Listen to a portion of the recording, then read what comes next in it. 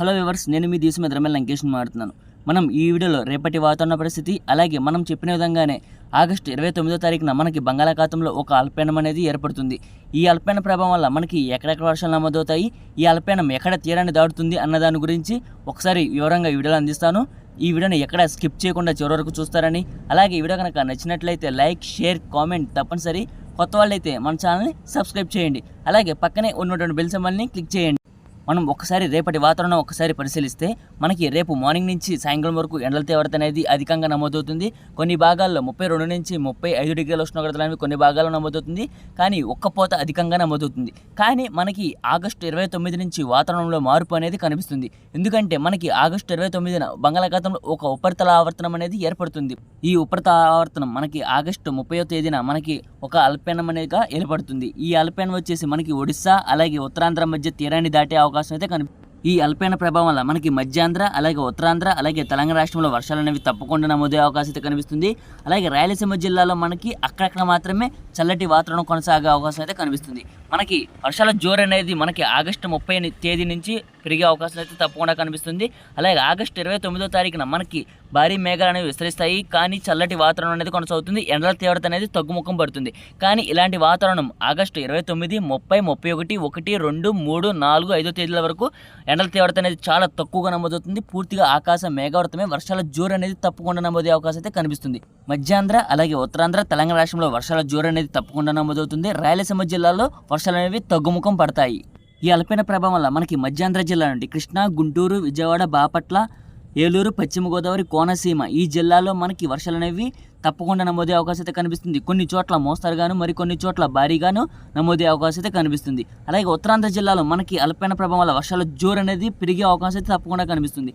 విశాఖపట్నం, విజయనగరం, కాకినాడ, శ్రీకాకుళం, అనకాపల్లి, పార్వతీపురం, మన్యం జిల్లా, అల్లూరి సీతారామరాజు జిల్లా, కోనసీమ, తుని, యానం, రంపచోడవరం, సోంపేట, టెక్కలి, పలాస, బొబ్బిలి, పాలకొండ, రాజం, గజపతి నగరం, చింతలవరస, చోడవరం, నర్సీపట్నం, అరకు వ్యాలీ ఈ పరిసర ప్రాంతాల్లో కొన్ని భాగాల్లో మోస్తరు నుంచి భారీ వర్షాలు కొన్ని భాగాల్లో నమోదయ్యే అవకాశం అయితే ఈ అల్పపీడన ప్రభావం వల్ల ఎక్కువగా కనిపిస్తుంది.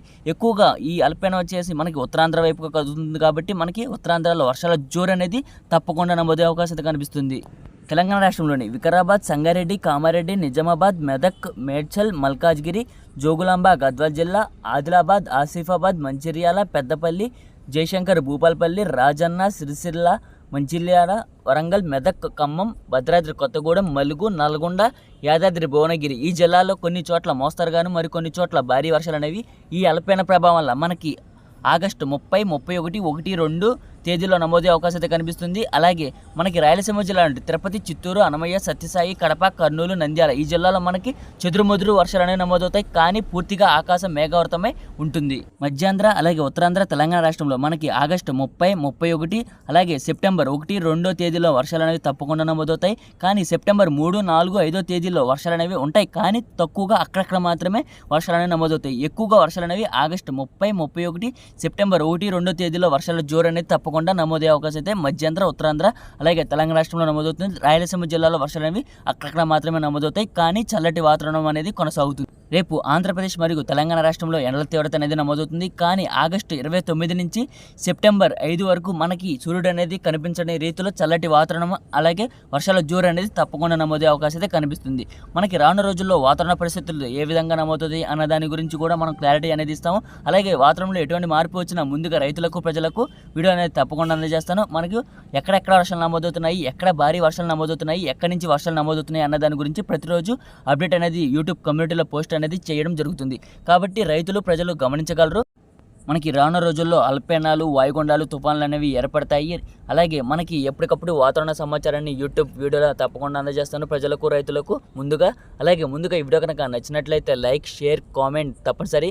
కొత్త వాళ్ళైతే మన ఛానల్ని సబ్స్క్రైబ్ చేయండి మరిన్ని వీడియోల కోసం. Thanks for watching this video.